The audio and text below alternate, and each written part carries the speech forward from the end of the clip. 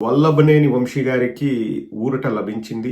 ఈరోజు ఇళ్ల పట్టాల కేసులో హైకోర్టు బెయిల్ మంజూరు చేసింది. అలాగే ఇంకొక కేసు అక్రమ మైనింగ్ అని పెట్టిన కేసులో హైకోర్టు ముందస్తు బెయిల్ ఇచ్చింది. సో ప్రస్తుతానికైతే అన్ని కేసుల్లో బెయిల్ వచ్చినట్లే. ఇంకా కొత్తగా ఏదైనా మళ్ళీ పీటీ వారెంట్ వేసి కొత్త కేసులు ఏమైనా పెడతారా అన్నది మనం వేచి చూడాలి. కానీ వల్లభనేని వంశీ గారి పరిస్థితి చాలా దారుణంగా ఉంది. అంటే ఆరోగ్య పరిస్థితి చూస్తేనే బాధ అనిపిస్తుంది. అండ్ ఎక్కువ రోజులు జైల్లో ఉంటే అతని ప్రాణాలకే ప్రమాదం. యూరిన్లో కీటోన్ బాడీస్ కనిపిస్తున్నాయని చెప్పారు. డయాబెటిక్ కీటోసిడోసిస్ అన్నది చాలా ప్రమాదకరమైన వ్యాధి. అది ముదిరితే ప్రాణాలకే ప్రమాదము. అండ్ మనిషి కూడా అంటే ఎక్కువ నీరసంగా, అలాగే కళ్ళు తిరిగి పడిపోవడము, వామిటింగ్స్ చేసుకోవడము, ఇవన్నీ చేస్తున్నాడంట జైల్లో. చాలామంది మాట్లాడుతున్నారు వల్లభనేని వంశీకి అది జరగాల్సిందే అని చెప్పి. తెలుగుదేశం వాళ్ళు అతని పరిస్థితి చూసి నవ్వుకున్నారు. మన పార్టీలో కూడా కొంతమంది అసలు అతనికి జరగాల్సిందే, మనం అతనికి సపోర్ట్ ఇవ్వద్దు అంటున్నారు. కొంతమంది లేదు లేదు మనం సపోర్ట్ చేయాలి అని అంటున్నారు. ఇక్కడ మానవత్వంతో మనం ఆలోచించాలండి. ఇప్పుడు ఆరోగ్యం బాగలేదు అని చెప్పేసి బాగున్న మనిషి బెయిల్ తీసుకొని బయటికి రావడం మనం చూసాం. నాకు సర్వరోగాలు ఉన్నాయి, పైనుంచి కిందికి నాకు ఆరోగ్య సమస్యలు ఉన్నాయి, అంబులెన్స్ లేనిది నేను నడవలేను అని చెప్పి బయటికి వచ్చి 3-4 రోజులకే చెంగున తిరుగుతూ అంబులెన్స్ పక్కన లేకోకుండా ఎలా తిరుగుతున్నాడు. మళ్ళా వాళ్ళే 70లో 20లాగా తిరుగుతున్నాడు చంద్రబాబు అని చెప్పి మాట్లాడిన వాళ్ళు ఉన్నారు. అంటే అది క్లియర్గా హెల్త్ గ్రౌండ్స్ అన్నది ఒక అబద్ధమని అక్కడ మనకు తెలిసింది. అఫ్కోర్స్ కంటికి ఆపరేషన్ చేయించుకున్నాడు, అది వేరే విషయం. కానీ వల్లభనేని వంశీ పరిస్థితి చూస్తే అతను డైరెక్ట్గా ఎంత జబ్బు పడ్డాడో మనం అంతా కూడా చూస్తున్నాం, మన కళ్ళకు కనిపిస్తుంది. ఇక్కడ మనం గమనించాల్సింది ఏంటంటే ఇళ్ల పట్టాల కేసు అన్నది 2019లో అది రిజిస్టర్ అయింది. అప్పుడు వల్లభనేని వంశీ తెలుగుదేశంలోనే ఉన్నాడు. చంద్రబాబు నాయుడు తన తప్పును ఒప్పుకున్నాడు. అంటే ఈరోజు తప్పు చేశాడు, కానీ ఈ తప్పును 5 ఏళ్ల క్రితమే చంద్రబాబు నాయుడు ఎలా ఒప్పుకున్నాడో ఒక్కసారి చూడండి. అతని ప్రభుత్వంలో ఏదో ఇళ్ల పట్టాల్లో ఫోర్జరీ జరిగిందని చంద్రబాబు నాయుడు కూడా ఒప్పుకుంటున్నాడు. కానీ పనిష్ చేయాల్సింది నిన్ను కాదు, ఆ ఎంఆర్ఓని పనిష్ చేయాలా, ఆ ఎస్ఐని పనిష్ చేయాలా, నేను గవర్నర్ దగ్గరికి వెళ్తా, నేనే ప్రెస్ మీట్ పెడతా అని చెప్పేసి మాట్లాడాడు. అప్పుడు ఏమీ అరెస్టులు చేయలేదు. వల్లభనేని వంశీ ఆ పార్టీలో ఉన్న ఎవరు అరెస్ట్ చేయలేదు. కానీ ఇప్పుడు అన్ని కేసులు అయిపోయాయని ఇంకా బెయిల్ వచ్చిన లాస్ట్ మినిట్లో ఈ కేసును తిరగదోడి, అంటే ఆ రోజు చంద్రబాబు నాయుడు అది తప్పన్నాడు, ఆ కేసు దొంగ కేసు అని చంద్రబాబు నాయుడు అన్నాడు.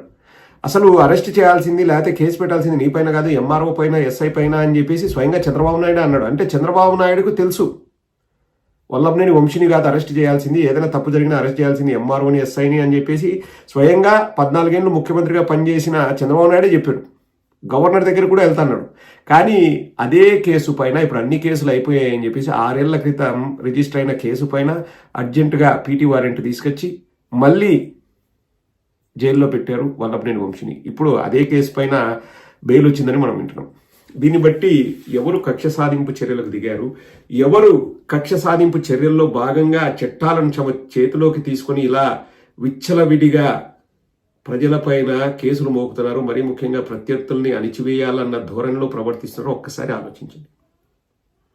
తప్పు ఎవరు చేశారు, ఒప్పు ఎవరు చేశారు అన్నవి కోర్టులు నిర్ణయిస్తాయి. మనమేం నిర్ణయాలు తీసుకోవాల్సిన అవసరం లేదు.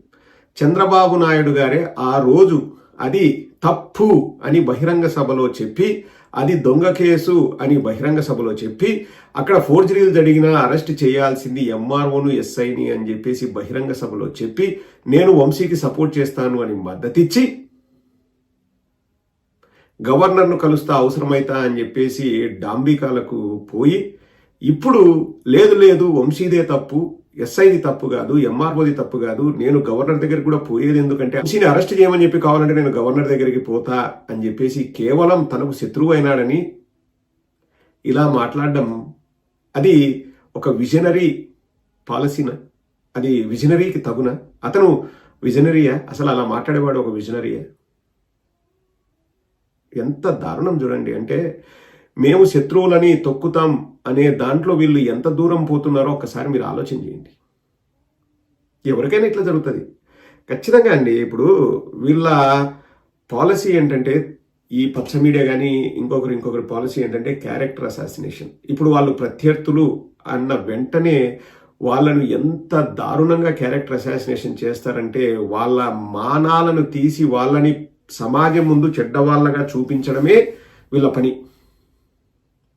సింపుల్ ఎగ్జాంపుల్ అండి.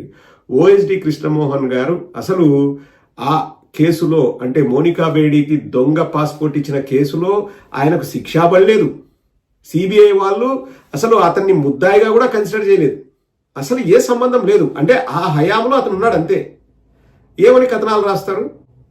మోనికా బేడీ పాస్పోర్ట్ కేసులో అప్పుడు జరిగినప్పుడు ఇతను సాక్షిగా మారి తప్పించుకున్నాడని ఈడాడోడు రాస్తాడు. ఆ సంకలనాకే వెంట్రుక కృష్ణ ఏమంటాడు డైరెక్ట్గా, ఈయన ఏదో ముడుపులు తీసుకున్నాడు కానీ తప్పించుకున్నాడు, అప్పుడు ఆ పని చేశాడు కాబట్టి జగన్మోహన్ రెడ్డి గారు ఓఎస్డీ పదవి ఇచ్చారు అని చెప్పేసి వాళ్ళు మాట్లాడతారు. అంటే ఒక వ్యక్తి మనకు శత్రువు అన్నప్పుడు ఇంకా వాళ్ళ క్యారెక్టర్ అసాసినేషన్ చేసి వాళ్ళని హింసించి వాళ్ళ కుటుంబ సభ్యులు ఏడ్చేలాగా చేసి గంటలు గంటలు డిబేట్లు పెట్టి వాళ్ళ మానాలు ప్రాణాలు తీసేంత వరకు వీళ్ళు ఆగరండి. ఇటువంటి వాళ్ళను మనం ఎంకరేజ్ చేయాలన్న సమాజంలో ఒకసారి మీరు ఆలోచించండి. రేపు ఎవరి పరిస్థితినే అంతే. ఇప్పుడు రేపు పొరపాటున నన్ను ఏమైనా చేయాలనుకున్నా కానీ ఇంకా వరుసగా ఒక 10-15 కథనాలు దాంట్లో ఏమి రియాలిటీ ఉండదు.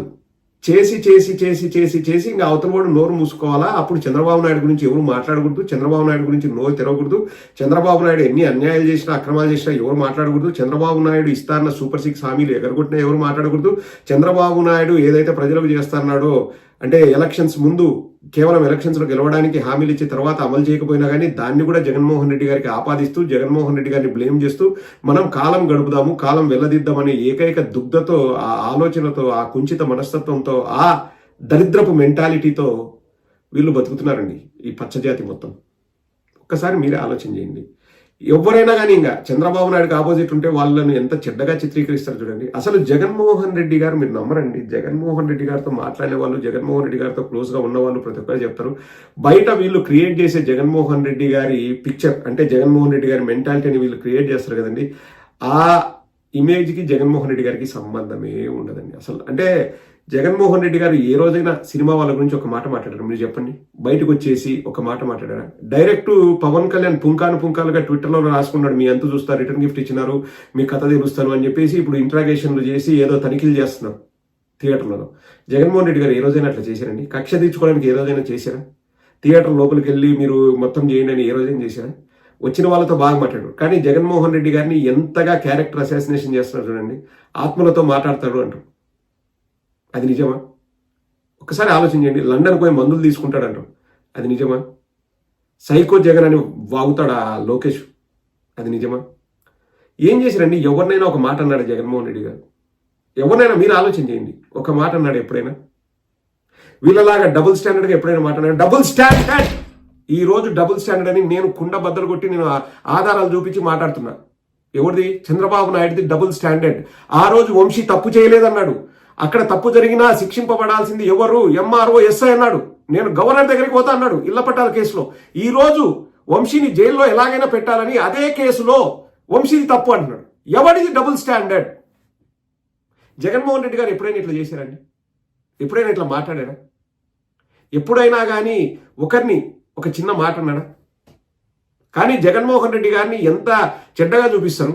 ఇమాజిన్, ఒక్కసారి మీరు ఇమాజిన్ చేసుకోండి. పవన్ కళ్యాణ్ 3 రోజుల నుంచి సినిమా థియేటర్ల గురించి ఆడిన డ్రామాలు జగన్మోహన్ రెడ్డి గారు అందులో 10% చేసినా ఎంతగా నానాయాగి చేసే వాళ్ళు ఒకసారి ఆలోచించండి. ఈ లఫ్ఫుట్ లత్కోర్ లఫంగా కాదు, వర్స్ట్ బిహేవియర్ అండి వాళ్ళది. వాళ్ళు మనుషులు కాదు, దున్నపోతులు కూడా కాదు, క్రూర ముగాలే జన్మెత్తాల్సింది. వాళ్ళు మనుషులే కాదండి, వాళ్ళు బురదలో పొరలే పందుల కంటే హీనం వాళ్ళు.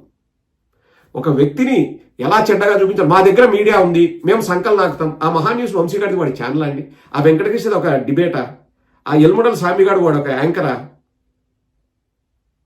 They are good for nothing. వచ్చి సొల్లు వాగండి, ఇంకొకరి మీద అభాండాలు మోపండి. కాదంబరి జత్వానిని వామ్మో దేవతం చేసినారు. మన రాష్ట్రానికి ఏం చేసింది కాదంబరి జత్వాని? జమ్మలమడుగులో చిన్నపిల్ల చనిపోతే ఎన్ని డిబేట్లు పెట్టినారండి వాళ్ళు, ఎన్ని డిబేట్లు పెట్టినారు. ఆ డాక్టర్ సుధాకర్ని నేను రాసిస్తానండి బాండ్ పేపర్ మీద, చంపింది వీళ్ళు.